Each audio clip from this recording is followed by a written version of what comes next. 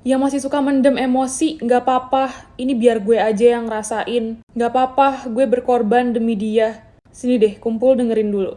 Kalian tahu nggak sih, semakin lama kalian mendem emosi kalian, suatu saat emosi kalian itu akan memuncak dan malah jadi bom buat diri kalian sendiri.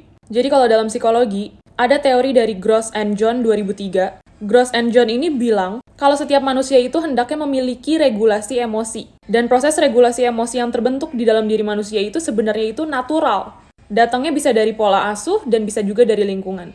Nah, ada dua strategi dalam mengatur emosi. Ada yang namanya cognitive reappraisal, dan yang kedua ada expressive suppression. Nah, strategi yang pertama itu cara kerjanya menghambat pikiran negatif dan diubah menjadi pikiran positif. Misalnya, kalian lagi sama doi, terus doi kalian main HP terus, nggak dengerin kalian cerita. Ada dua pikiran nih yang bisa kalian bangun. Yang pertama, pikiran kalau doi kalian nggak merhatiin kalian, yang akhirnya berujung kalian tuh kecewa. Dan yang kedua, kalian mengerti dia karena dia lagi melakukan pekerjaannya. Misalnya, lagi ada meeting atau lagi ada pekerjaan yang emang harus diupdate. Atau misalnya nih, pikiran-pikiran negatif yang mungkin kayak selama ini ada di benak kalian tentang doi kalian. Misalnya, kalian curiga sama doi yang biasanya kok tidurnya lama, sekarang kok tidurnya cepet ya?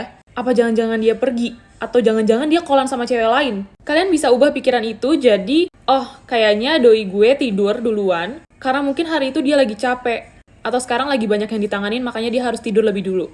Jadi strategi yang pertama ini lebih ke arah ngatur penafsiran dari suatu situasi. Biar nanti impact-nya itu emosinya yang keluar bukan emosi negatif, tapi emosi positif.